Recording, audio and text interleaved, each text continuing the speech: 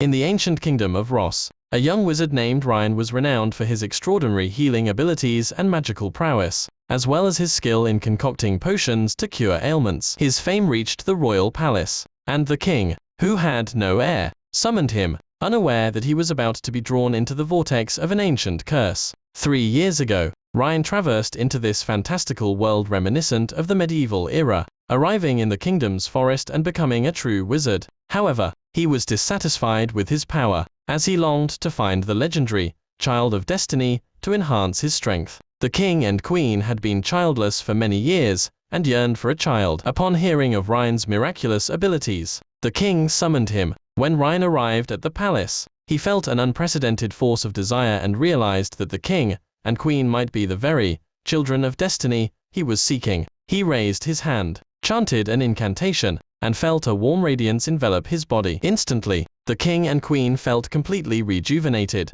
Ryan requested paper and pen to write a prescription. The name of the medicine was the blessing spoken by aquatic creatures. He claimed that taking it would result in having a princess. Thereafter, the queen would walk by the river every evening until one day, a golden fish swam up to her and, speaking in human language, blessed her with the promise of a lovely daughter. Indeed, the queen became pregnant. The old king, beaming with joy, praised Ryan's prophecy and summoned him once more. At this moment, in his forest cabin, Ryan knew the wish had been fulfilled. He trembled slightly and then felt an overwhelming surge of power flowing into him. "It seems I've also acquired a new spell," he remarked. The young wizard stepped outside, waved his small hand, and a bright green light blossomed, forming a tiny figure from fallen leaves that bowed to him. Simply helping the parents of Sleeping Beauty fulfill their wish brings such great benefits, Ryan thought as he gently waved his hand, dispersing the leaf-formed figure back into scattered leaves.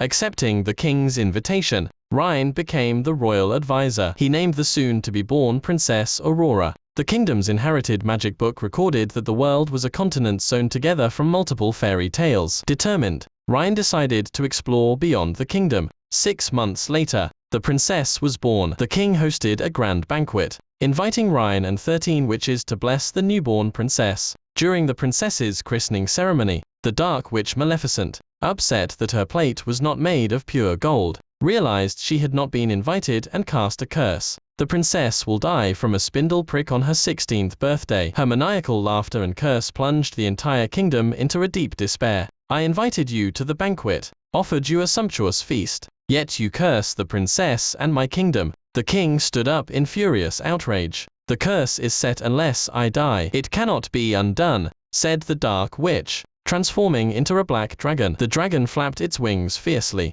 lunging towards the king and queen. Ryan took a step forward, positioning himself between the king and queen, his arms tracing graceful arcs in the air. Using the life bestowal spell, he animated objects within the palace to fight the black dragon, while simultaneously healing the wounded with healing art. Despite this, Maleficent fled, with the dragon breaking through the palace ceiling, flying into the night sky amidst swirling dust, leaving behind the unbreakable curse. Just when everyone was in utter despair, they witnessed an unforgettable sight. Baby Aurora, lying in her cradle, let out a giggle and waved her tiny hands towards the starry sky visible through the hole in the palace ceiling.